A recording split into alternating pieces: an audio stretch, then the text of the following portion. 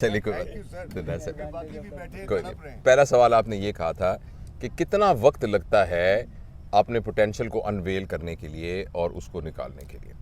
देखो बेटा, बात यह है कितनी देर लगती है एक बीज में से पौधा निकलने के लिए, इस पे बहुत चीज़ों पे दारोमदार है इसका। पहला यह है कि वो बीज कितना सेहतमंद है, दूसरा यह है कि जो ज़मीन है वो कितनी ज़रखेज़ है, तीसरा वो ज़मीन तैयार की गई है कि नहीं की गई, क्या उस ज़मीन पर वक्त पर पानी दिया गया है कि नहीं दिया गया, क्या उसको खाद दी गई है कि नहीं दी गई।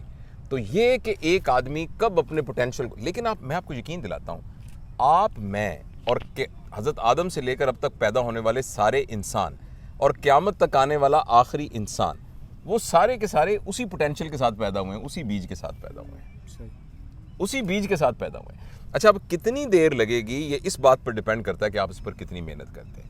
अलबत्ता मैं आपको जनरली दो बातें बताता हूँ। किसी शख्स के भी चेंज होने के दो तरीके होते हैं।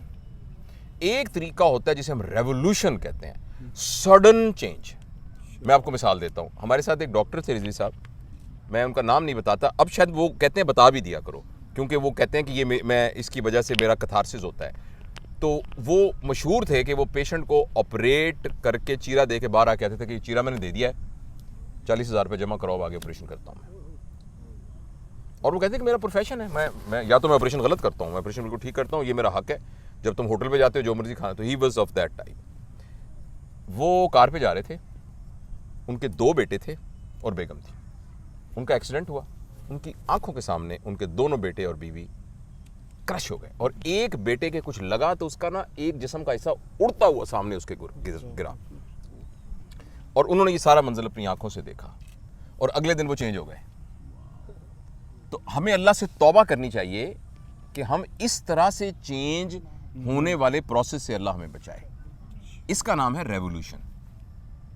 और दूसरा है evolution. Evolution is a slow ageing process, जिसमें आपका बेटा है, आपने देखा तो 5 साल के बाद आप अपने मामू के पास गए, उन्होंने कहा ओह ये तो बड़ा चेंज हो गया, आपको पता ही नहीं चला क्योंकि आप उसको रोज देख रहे थे ना। तो एजिंग प्रोसेस में वो चेंज नजर ही नहीं आई। मेरी आपसे रिक्वेस्ट ये होगी कि हम रेवोल्यूशन की तरह के भी चेंज ना हो। दुनिया में आज तक कोई रेवोल्यूशन कामयाब नहीं हुआ। अब मैं बड़े दावे के साथ ये बात कह रहा हूँ, जो भी रेवोल्यूशन हुए हैं उनके अंदर से खराबी पैदा हुई है, और वो रेवोल्यूशन फिर डेवोल्यूशन में कन्वर्ट हो गए। आपसे मैं आपके सवाल का जवाब ये है कि जल्दी बिल्कुल ना करें। आप सिर्फ एक चीज़ देखें कि मैं आज गुज़िश्ता कल से बेहतर हूँ कि नहीं हूँ। If you are inching towards betterment, it is enough.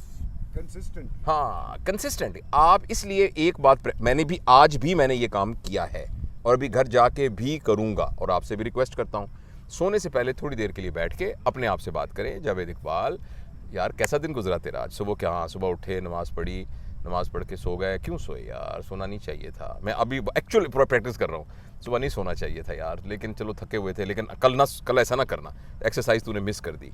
फिर नाश्ता किया, फिर ठीक किया, हाँ गए थे, वाइफ ने जब ज़ोर से बोली थी तुमने क्या किया था। मैं एक्चुअल जो हुआ है वो बता रहा हूँ। तो होल डे को आप फास्ट फॉरवर्ड करके और रिफ्लेक्टिव तरीके से देखें कि मैंने आज, और अभी थोड़ी फिर एक रेज्यूल करेंगे यार, ये जो मैंने बोंगी मारी है ना, कल नहीं मारूंगा, ये जो प्रॉब्लम ज़रा ख़राब हो गया, ये खराब है। कितना देर, 5 मिनट लगेंगे इसमें। 5 मिनट सुबह करें, 5 मिनट शाम करें। और अगर आपको लगे कि यार कल की नहीं, और मैं आपको 4 डायमेंशंस बता देता हूँ। आपने अगर मेरी वीडियोस देखी हैं, मैं हमेशा उन्हीं के अंदर ही सारे बात करता हूँ इंसान के पोटेंशियल की। आप देखें फिज़िकल पोटेंशियल आपका कल की निस्बत ज़्यादा अनवेल हुआ कि नहीं, यानी आपने फिज़िकली फिट हैं कि नहीं। नंबर 2, इंटेलेक्चुअल, कोई नई चीज़ सीखी आज के नहीं सीखी। तीसरा, इमोशनल, पहले मैं बदतमीज़ी करता था, अब नहीं करता। पहले गुस्सा आता था, अब नहीं आता। पहले उसने मुझे बुरी बात की तो मैंने कहा तेरी ऐसी की तैसी, अब मैंने उसको टॉलरेट कर लिया, मैंने प्रॉब्लम को सॉल्व कर लिया। और चौथा, मैं स्पिरिचुअली हाई हुआ कि नहीं। स्पिरिचुअली का ये मतलब नहीं कि मैं मजहबी ज़्यादा बना के नहीं बना। स्पिरिचुअली का मतलब यह है कि मेरा पर्पज़ ऑफ लाइफ आई से वी की तरफ कन्वर्ट हुआ कि नहीं। तो ऐसे आप जज करते रहें और जल्दी ना करें। अगर हम सफ़र बस चले इंचिंग टुवर्ड्स वी हुए ना डेस्टिनी, तो हम अपने रास्ते पर हैं। मेरा नाम मोहम्मद बिलाल है और मैं भावलपुर से बिलोंग करता हूँ। सर मेरा क्वेश्चन है मतलब ये कि हम सब चाहते हैं, यहाँ पे जितने लोग भी बैठे हैं, कि पाकिस्तान एक अच्छा मुल्क बने, मतलब सब यूथ चाहती है। लेकिन हम जब ये कहते हैं ना कि पाकिस्तान, कौन कौन चाहता है कि जो है ना हम पाकिस्तान के लिए कुछ करेंगे, हम करेंगे, हम अपने आप को मैं एक्सक्लूड कर देते हैं उसमें से, कि मतलब मेरी जिम्मेदारी नहीं है। फिर मतलब ऐसी चीज़ें देखते हैं हम, जैसे हम पाकिस्तान के सिस्टम देखते हैं, जैसे आपने कहा कि मेरा एक ख्वाब है एक अच्छा चेहरा देखें, हमारा भी एक ख्वाब है कि एक अच्छा पाकिस्तान देखें हमारी। तो मतलब हम अपने इदारे देखते हैं तो एक मायूसी सी आ जाती है जब हम अपना एजुकेशन सिस्टम देखते हैं कि जैसे आप कह रहे हैं कि हमने पिछले 30-40 सालों में आई, मी और माइन मतलब इसमें रहे हैं। तो हम अपना एजुकेशन सिस्टम देखते हैं, हम अपने मतलब थाने कचहरियाँ देखते हैं, हॉस्पिटल देखते हैं, सब जगह यही हो रहा है, सब जगह यही हो रहा है। जहाँ से एक बच्चे को हम मतलब पैदा होता है, बच्चे को डालते हैं स्कूल में या मदरसे में कुछ भी, वहाँ यही सिखाया जा रहा है। तो फिर बड़ी मायूसी सी होती है और फिर मतलब हम कहते हैं मैंने कुछ करना है इस पाकिस्तान के लिए, तो फिर वो थोड़ा सा ना अजीब सा सीन हो जाता है। आपने जो सवाल किया ना, पहले 2 फिक्रों में जवाब दे दिया था, फिर आपने सवाल किया। आपने पहले 2 फिक्रों में उसका जवाब दे दिया था। देखो बेटा, मैं एक थोड़ा सा आपको मिसाल तमसील देता हूँ। जिस वक्त नबी करीम सल्लल्लाहु अलैहि वसल्लम ने इस्लाम की दावत दी तो उन्होंने कहा कि अल्लाह का दीन हर कच्चे पक्के मकान तक पहुँच जाएगा, है ना, एक बात की गई। वहाँ बदर की जंग हुई, गज़वा हुआ। बदर की जंग में जो शहीद हुए उन्होंने ना कोई तरक्की देखी, मारें पिटती देखी, उनके सामने उनकी बेटों को मार दिया, लड़ाइयाँ, भूख प्यास, कुछ भी नहीं। उनको क्या मिला इस सारी एफर्ट का? क्या मिला उनको? बात वालों ने देखा। लेकिन वो बुनियाद का पत्थर बने और उसके ऊपर जो बुनियाद खड़ी, इसलिए कहा गया कि जो बदर का जो है ना शेर करने वाला, उसका मुकाबला कोई भी नहीं कर सकता। देखो बेटा, बात यह है, हमारे ज़िम्मे है 3 काम। चौथा काम हम चौथे काम के पीछे पड़े हुए हैं, नतीजा निकालो कहाँ है, कब होगा पाकिस्तान अच्छा, ये चौथा काम है। 3 काम ये हैं। पहली बात ये है कि हम जो काम कर रहे हों उसमें हमारी इंटेंशन बिल्कुल ठीक हो, हम जो कर रहे हो ना खालिसतन खालिस नीयत के साथ कर रहे हो। दूसरा, हम हार्ड वर्किंग हो। तीसरा, हमारी डायरेक्शन ठीक हो। ये वो डायरेक्शन के लिए ये ट्रेनिंग, टीचिंग, कोचिंग, यानी डाटा इकट्ठा करना, कहाँ से पैसे आएंगे, सरमाया कहाँ से आएगा, निज़ाम, यानी जो स्ट्रैटेजी है पूरी, नीयत हमारी ठीक हो, हार्ड वर्किंग, हम घबराएं ना। और तीसरा ये कि स्ट्रैटेजी के लिए जिस कॉर्नर से भी स्ट्रैटेजी मिले वहाँ से स्ट्रैटेजी लें। ये 3 हमारे ज़िम्मे काम है। नतीजा हम मुकल्लफ ही नहीं है नतीजे के। सर जैसे आपने कहा घबराए ना, इंसान घबरा जाता है। बस नतीजे के, अगर ये 3 बातें आपको समझ में आ जाएंगी, अगर आपको ये 3 बातें समझ में आ जाएंगी तो आपको ये लगेगा कि आप मायूस नहीं हो रहे। पता है क्यों? क्योंकि इस सिलसिले में जो पहला बंदा चेंज होगा वो आप चेंज होंगे, और जब आप चेंज होंगे तो जिस तरह का पाकिस्तान का एक शहरी होना चाहिए, आपके पास मिसाल देने के लिए एक आदमी मौजूद होगा, वो आप होंगे। थोड़ी देर के बाद आपका जोन ऑफ इन्फ्लुएंस बन जाएगा। ये जोन ऑफ इन्फ्लुएंस बन जाएगा सारा। आप कहेंगे कौन कहता है पाकिस्तान के लिए कुर्बानी देने के लिए तैयार नहीं? हम हैं 15 दोस्त ना। मेरी बात समझे? तो इसलिए जल्दबाजी नहीं हो। देखो ना, एक चीज जितनी बिल्डिंग गिरी हुई है उसको उठाने में उतनी देर लगेगी। अब आपकी चॉइस है कि यहां से भाग जाएं आप, और इसका कोई गुनाह नहीं है। मेरी बेटी चली गई है, वो डॉक्टर थी, वो चली गई है वहाँ, तो वहाँ विलायत में रहती है। खैर उसकी तो शादी हुई तो वहाँ चली गई, एक बाकी बेटे इधर हैं। तो आपके पास चॉइस है और इस पर आपको कोई गुनाह नहीं है, लेकिन आप उस प्लेजर को एंजॉय नहीं करेंगे जो कि आप, क्योंकि मर तो आपने भी जाना है और मर मैंने भी जाना है अल्टीमेटली, तो हम सब वी हैव टू गो। लेकिन क्या हमारी लेगेसी बाकी रहेगी कि नहीं बाकी रहेगी? तो इसमें जो बुनियाद का पत्थर बनेगा उसकी लेगेसी बाकी रहेगी। बाकी मर तो सबने जाना है। देखो बेटा, बर्फ है ना, बर्फ को तुम यहाँ चौक पे रख दो तो पिघल जाएगी और 100 बंदों के कपड़े खराब होंगे उसकी वजह से। उसी बर्फ को एक पानी के टब में रख दो, 200 बंदा उसे ठंडा पानी पिएगा। बर्फ ने तो पिघल ही जाना है। आपकी मर्जी अपने आप कहाँ पिघलाना है।